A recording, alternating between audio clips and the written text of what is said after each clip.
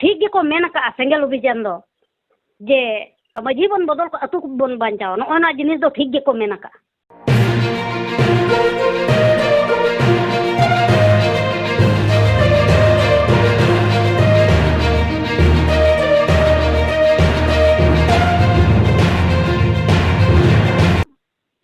इन जहाँ जहाँ चला सेंगल अभियान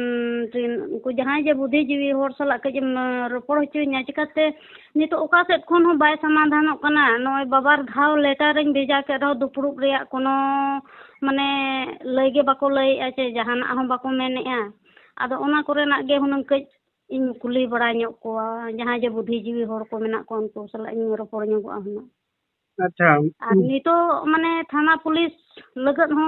माने टाका दरकार पैसा दरकार और इन ठेन उना पैसा टाका बनो अनिज जे थाना पुलिस दाड़ेया कोइन चे केस दाड़ेया माने नोंका असुविधा रिन पड़ाव काना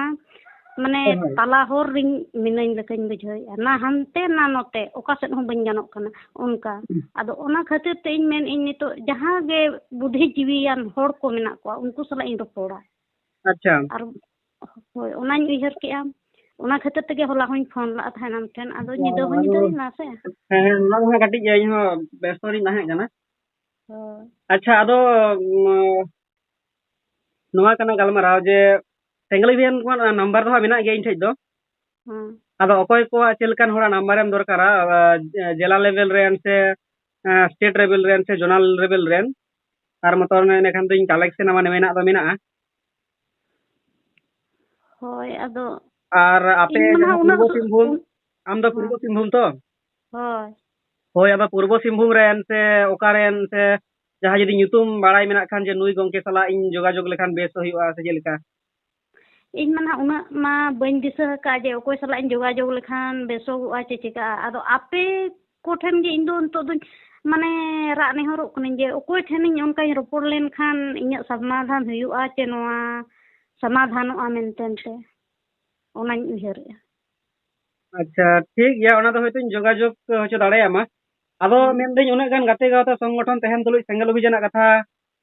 लई किया मोका लेकारे माने नुकु पांजा सना केद मिया चेद लेकारे पांजा सना केदिnya इन नितो माने अबो जहां गे पूर्वी सिंहभूम रे कथा कना इन दो एटा रे दो बइन कथाया पूर्वी सिंहभूम रे जहां जे माझी परगना मेना को जतो गे चिट्ठी नेमात कोआ नितो हरिते जहाना उनका बन्यल इनखान मोने मा राग गया और मिट्टी कुड़ी हुपन कनिኝ इन दो तेहेन दो माने इन दो ना आयु बाबा ओड़ा रिन ताहे दाड़े कान ना जवाय ओड़ा रिन ताहे दाड़े कान माने तला टंडी रे मिनैया नितो उनका अवस्था रे मिनैया और नितो जहां लेका जवाय ओड़ा रहो को मेन के जे बांगा कोड़ा सला ले साब आका दिया जे इया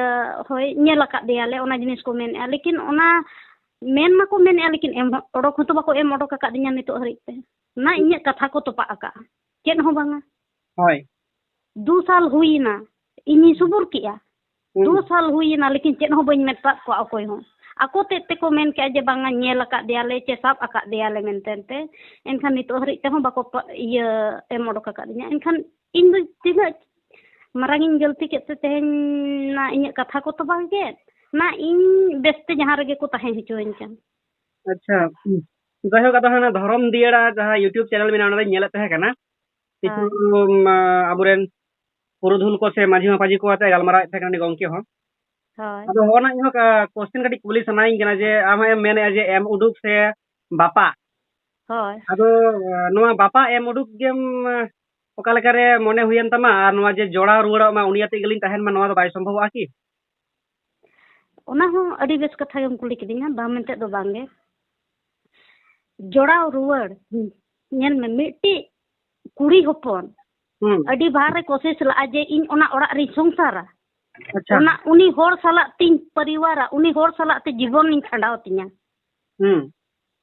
लेकिन बार बार गे नोआ जिनिस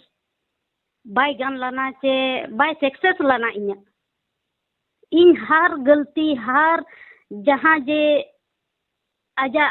इन साला व्यवहार जतो ना इन उकू के खातिर ते तहे नुना जल हेज हुई दिना उकू काइन तहे जतो ना जिनिस ताय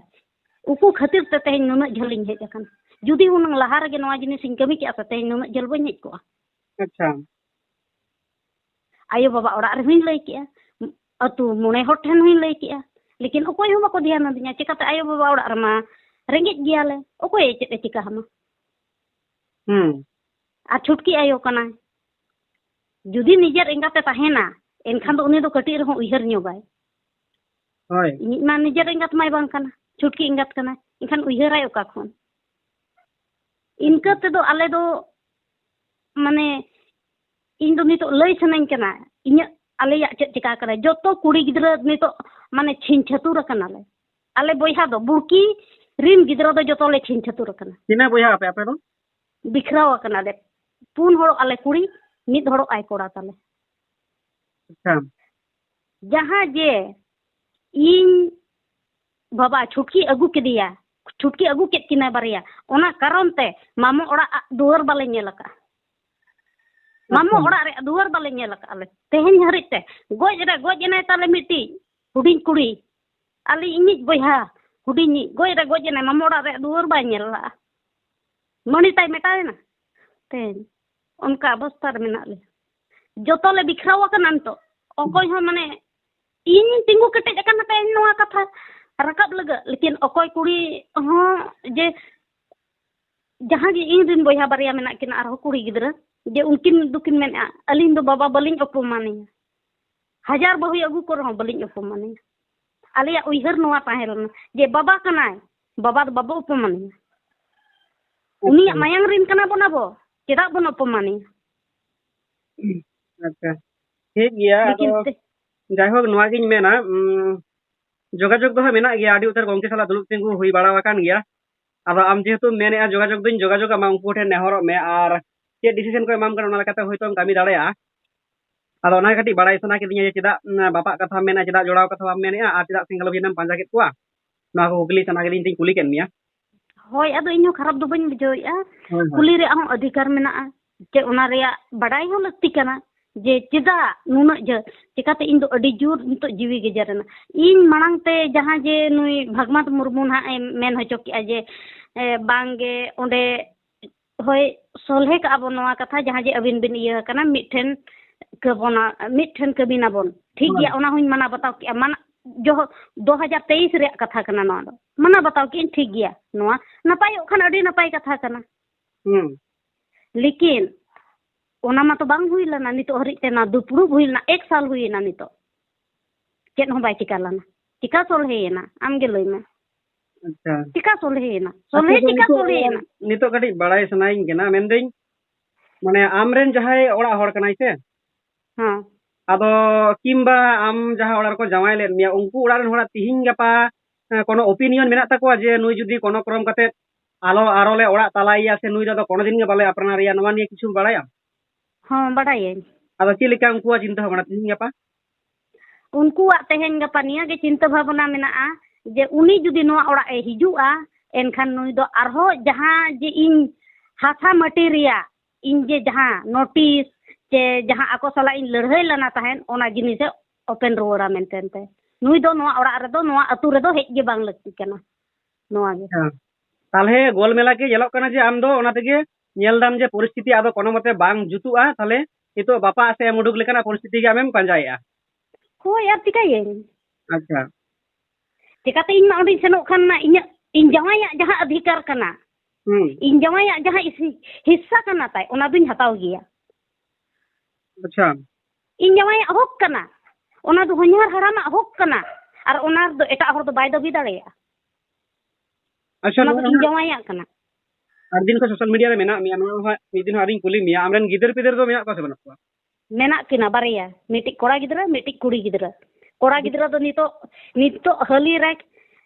अतु टोला रिन होर गे किछु गान होर मेना को उनका जे इन सला को संफ्रा के होय माने कॉल ते को कथा कन गया जे रोपोर कन गया को उनको को लई जे आमी कोड़ा गिदरा पूरा बर्बाद देना चेत लेका रे पूरा हंडी पूरा न्यूई एंतो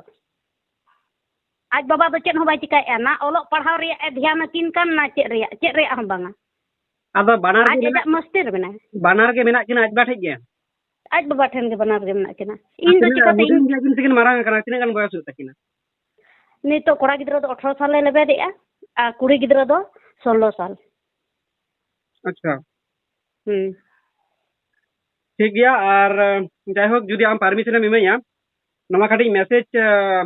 माने अपलोडिंग सोशल मीडिया रे इना खान दो हर को बुझे जे बांग सब समय के मिटेन रा एदा दिसम हर तुलु रा एदा आदो जायहोक इन मा आदि दिन हगिन मेता माजे दोस्त किराय माने मा गज कते बन गिडी काया कोनका मा तो इन मा बई मनेया व्यक्तिगत तो जायहोक ना बिचल लकना जायगा रे हेलन खान मा आदि के बेसो इन खजो कान गया जे नवा आम 3 दिन नंका आमा जुदी भूल कना नवा आम माना बता हुई तमा और जुदी जहाँ लेका एकदम बांचा दाले अना मिटन परिस्थिति बेना तामा कारण आम सुखी दम बांग कना से जे जहाँ मान तहारेन तह दाड़े आमेनते अब ओना के इंदिन मेना आमा जहाँ दोष कान तमा ओना दो होइतो दोष ना सजा मा जतो हर को मेन गया जे बांग दोष का ना सजा में नाम गया मेन खान मिटन परिस्थिति रे हिजुक मा अच्छा ठीक गया नो आम जुदी परमिशन इमाया काटी जे दिसोम हर को बाड़ाया आमा कथा जे बांग सावता इवेंट थे फोन ले आमेनते और सावता इवेंट इहो कथा इमाम कना जे पूर्व सिंहभूम रेन कनाम जेहेतु इन जोगाजोग किंबा सेंगेल कर्मी रेन जहाँ दिन लीडर्स को मेना कोवा नुकु को सला आम फोन नंबर एम लगे चेष्टा आम को नेहर में और मिटेन कथा मुझे कुलियनिया अड़ी उतर हर में सेंगेल अभियान बाको कुसिए को कना आम दो आरो सेंगेल अभियान के भरोसा को कना चिका लेका रे ओना हुइन लइया नितो जे अडी गान के कुड़ी गिदरा अडी गान जे बहु बेटी बारहे रे को टोलो मलो बड़ाई कना इन नितो जहां रे जगह रे मिनया नोवा जगह रे अडी गान बेंगल रिन मेना को उड़ीसा रिन मेना को आसाम रिन मेना को झारखंड रिन मेना को बिहार रिन मेना को उनको हो इन लेका परिस्थिति रे मेना को लेकिन उनको दो माने डिग्री वाला कुड़ी गिदरा कना को इन लेकान अनपढ़ दो बांग कना को उनको को थीर कना केदा नोवा को ठिका किया जे अब सांता समाज खन दो बिचार दो बाय नामो और नितो बिचार रे नाम कना इनखान दो पैसा टाका दरकार तीना पैसा टाका लेबदाया उनका के को बिचारामा नितो दो पैसा टाका बांखान दो चेत हो बाय गानोक कना और चेत हो बाय नामोक कना नोआ दीते ओना खातिर ते तेहें कुड़ी गिदरा छतिक रे को चला कना दिकू रे को चला कना नोआ खातिर ते आको जिंदगी बर्बादी आको नोआ खातिर ते ठीक गे को मेना का सेंगेल अभियान दो जे चेत को मेना बन मेन दाड़े कना दिसम बन बांचावा मजी बन बदल को मेनते आतु बन बांचावा होय मजी बन बदल को आतु बन बांचावा होय अतु बन बांचावा मजी बन बदल को अतु बन बांचावा नोना जिनिस दो ठीक गे को मेना का नोआ खातिर गे को मेना का तेहेन जे नुकु बहु बेटी मिना को अकोय रेन मिसरा अकोय रेन हपन एरा चे अकोय रेन बहु किमिन नुकु जे को हाले डाले कना नोआ नेल खातिर ते तेहेन सेंगेल अभियान दो नोआ जिनिस दो को रका पका अतु बन बांचावा मजी बन बदल को चेदा को मेने नुना जे तहाड़ बिहड़ मेना को चिका को छड़ुयो कना चिका बारहे रे बहु बेटी मेना को चे लेकाते नुना को बड़ी जो कना बहु बेटी गते है कोड़ा हपन दो बाको गलती है कोड़ा हपन दो बाको बड़ी दिया बड़ी जिया बोन बड़ी जिया को चे कुड़ी को बड़ी जिया इनका चेदा बराबरी बाय समाधान कना चेदा बाय हिजु कना समाधान रे बराबरी अच्छा होने जायहोक आलांग खाता दलांग रोपड़ा नवा इन जता सिम बुझ के तमा इन जोगाजोग कमा बोलते फोन नंबर को इमामा नवा दो इया कामी कना जे तो अबे आसोक कना और मिटेन कुली मिया जे आम लेकान तिरले गेमी बारे सोशल मीडिया को सामाव कना आर को मेनदा जे सेंगेल अभियान को मेता को कना जे बांग मा आतु बन बांचा माझी बन बदल को ताहले खान दो माने कोड़ा हपन हो जेमन बदल को हुआ माने चेलेका जेमन कुड़ी हपन माय आर गिदरे जनाम को नोंकान जहां कथा को मेना उनको चितार चे मेना उनको तिरले को चितार रे ओना जिनिस दो बाय हुआ ओना जिनिस दो बाय हुआ लॉजिक और मैजिक बोले किछु जिनिस मेना तो आदम हर दो लॉजिक ते को गालमरा आदम हर दो मैजिक ते आदम हर तिरले को मेनेआ जे सेंगेल अभियान मेनदा जे नुई दो माझी दो बदल काय में से नुई दो हाड़ा मेना से नुई दो बाय दालिया कना आदो ताले खान दो कोड़ा हबन बदल को मा को गिदरा होचवान नोंकान ओना दो बांग कथा कना ओना दो गलत कथा कना चेकदा नोडे दो इन्हो बनी कोड़ा हपन दो चेल लखाते गिदरा दो जनामिया दिसोम दो कुड़ी हपन दी तेगे दिसोम चला कना तेहेन जुदी कुड़ी हपन बाय ताहेना तेहेन जुदी ओड़ा रनी लक्ष्मी बाय ताहेना एनखान कोड़ा हपन दो चेते चिका दाड़ेया होय चेते चिका दाड़ेया तेहेन दो सबसे मांग दो कुड़ी हपना तीरे तेहेन दो ना दुनिया दो मेना कथा लेखा दो मेन लेखान दो ओना हिसाब तेगे तेहेन जुदी कुड़ी हपन तेहेन जुदी जतो ना कुड़ी हपना तीरे एम लेखान दो बाय गानोआ नोआ बारिया डिसीजन में कुड़ी हपना तीते सुमुंग दो बाय चला ना संसार दो ते कोड़ा हपना तीते हो ना दुनिया दो बाय चला बना होड़ अकिन किन मिदुआ तबे जनिक के दिसम दो चला हाय ᱚᱱᱟᱜᱮ ᱟᱫᱚ ᱴᱷᱤक ᱜᱮᱭᱟ ᱛᱟᱦᱚᱞᱮ ᱱᱚᱣᱟ ᱠᱟᱛᱷᱟ ᱟᱢ ᱨᱚᱯᱚᱲᱮᱱᱟ ᱞᱟᱝ ᱟᱨ ᱤᱧ ᱦᱟᱸᱜ ᱫᱤᱥᱚᱢ ᱦᱚᱲ ᱠᱚ ᱵᱟᱲᱟᱭ ᱢᱟ ᱡᱮ ᱵᱟᱝ ᱱᱩᱭ ᱱᱤᱛᱚᱜ ᱦᱚᱸ ᱵᱟᱧᱪᱟᱜ ᱥᱟᱱᱟᱭᱮ ᱠᱟᱱ ᱜᱮᱭᱟ, ᱱᱤᱛᱚᱜ ᱦᱚᱸ ᱯᱟᱸᱡᱟ ᱥᱟᱱᱟᱭᱮ ᱠᱟᱱ ᱜᱮᱭᱟ ᱚᱠᱟ ᱞᱮᱠᱟᱨᱤᱧ ᱱᱚᱣᱟ ᱡᱟᱦᱟᱸ ᱰᱷᱚᱭᱞᱟᱝ ᱪᱟᱞᱟᱜ ᱠᱟᱱ ᱫᱚᱨᱭᱟ ᱫᱟᱜ ᱠᱷᱚᱱ ᱢᱤᱫᱴᱮᱱ ᱠᱷᱩᱸᱴᱤᱧ ᱧᱟᱢᱟ। ᱟᱫᱚ ᱤᱧᱦᱚᱸ ᱚᱱᱟᱜᱤᱧ ᱢᱮᱱᱟ ᱡᱮ ᱢᱤᱫᱴᱮᱱ ᱵᱤᱪᱟᱹᱨ ᱞᱮᱠᱟᱱ ᱯᱚᱨᱤᱥᱛᱷᱤᱛᱤ ᱵᱮᱱᱟᱣ ᱞᱮᱱᱠᱷᱟन ᱟᱹᱰᱤ ᱜᱮ ᱵᱮᱥᱚᱜᱼᱟ। ᱠᱟᱨᱚᱱ ᱟᱢ ᱢᱟ ᱦᱟᱸᱜ ᱚᱱᱮᱧ ᱞᱟᱹᱭ ᱠᱮᱫ ᱞᱮᱠᱟ ᱥᱮᱛᱟ ᱥᱩᱠᱨᱤ ᱫᱚᱢ ᱵᱟᱝ ᱠᱟᱱᱟ। ᱟᱢ ᱫᱚ ᱢᱟᱹᱱᱢᱤ ᱠᱟᱱᱟᱢ, ᱢᱤᱫᱴᱮᱱ ᱡᱚᱛᱚ ᱠᱤᱪᱷᱩ ᱟᱢ ᱥᱚᱢᱟᱡᱽ ᱛᱟᱞᱟᱨᱮ ᱛᱟᱦᱮᱸ ᱠᱚᱨᱛᱮ ᱜᱮᱞᱮ ᱟᱹᱰᱤ ᱨᱚᱠᱚᱢ ᱢᱟᱱᱟᱣ ᱵᱟᱛᱟᱣ ᱢᱮᱱᱟᱜ ᱛᱟᱢᱟ, ᱟᱹᱰᱤ ᱨᱚᱠᱚᱢ ᱫᱩᱠ ᱵᱤᱯᱚᱫ ᱢᱮᱱᱟᱜ ᱛᱟᱢᱟ, ᱟᱹᱰᱤ ᱨᱚᱠᱚᱢ ᱱᱟᱦᱟᱪᱟᱨ ᱨᱮᱱᱟᱜ ᱵᱮᱯᱟর ᱢᱮᱱᱟᱜ ᱛᱟᱢᱟ। ᱟᱫᱚ ᱚᱱᱟ ᱠᱷᱟᱹᱛᱤᱨ ᱡᱩᱫᱤ ᱡᱟᱦᱟᱸᱢ ᱫᱳষ ᱟᱠᱟᱫᱟ ᱚᱱᱟ ᱨᱮᱱᱟᱜ ᱫᱚ ᱥᱟᱡᱟ ᱟᱢ ᱦᱚᱸ ᱦᱟᱛᱟᱣ ᱞᱮᱠ ᱠᱟᱱ ᱛᱟᱢᱟ, ᱟᱨ ᱡᱩᱫᱤ ᱦᱳᱭ ᱫᱳষ ᱵᱟᱹᱱᱩᱜ ᱛᱟᱢᱟ ᱛᱟᱦᱞᱮ ᱟᱢ ᱫᱚ ᱢᱟᱹᱱ ᱮᱢ ᱫᱚᱨᱠᱟর ᱠᱟᱱᱟ। ᱦᱳᱭ ᱴᱷᱤक ᱜᱮᱭᱟ, ᱱᱚᱣᱟ ᱞᱟᱹᱜᱤᱫ ᱫᱚᱠᱚ ᱵᱤᱪᱟᱹᱨᱟ ᱟᱵᱚᱨᱮᱱ ᱵᱤᱪᱟᱹᱨᱤᱭᱟᱹ ᱠᱚ, ᱫᱤᱥᱚᱢ ᱦᱚᱲ ᱠᱚ, ᱫᱤᱥᱚᱢ ᱯᱮᱲᱟ ᱠᱚ, ᱫᱤᱥᱚᱢ ᱯᱩᱨᱩᱫᱷᱩᱞ ᱠᱚ। ᱤᱧ ᱦᱟᱸᱜ ᱱᱚᱣᱟ ᱵᱷᱤᱰᱤᱭᱳᱧ ᱟᱯᱞᱳᱰᱮᱜᱼᱟ, ᱥᱟᱶᱛᱮ ᱤᱧ ᱡᱳᱜᱟᱡᱳᱜᱽ ᱱᱟᱢᱵᱟᱨ ᱦᱚᱸᱧ ᱮᱢᱟᱢ ᱠᱟᱱᱟ। ᱴᱷᱤक ᱜᱮᱭᱟ? ᱴᱷᱤᱠ। ᱦᱮᱸ ᱢᱟ ᱡᱚᱦᱟᱨ ᱜᱮ। ᱦᱮᱸ ᱡᱚᱦᱟᱨ। ᱦᱩᱸ।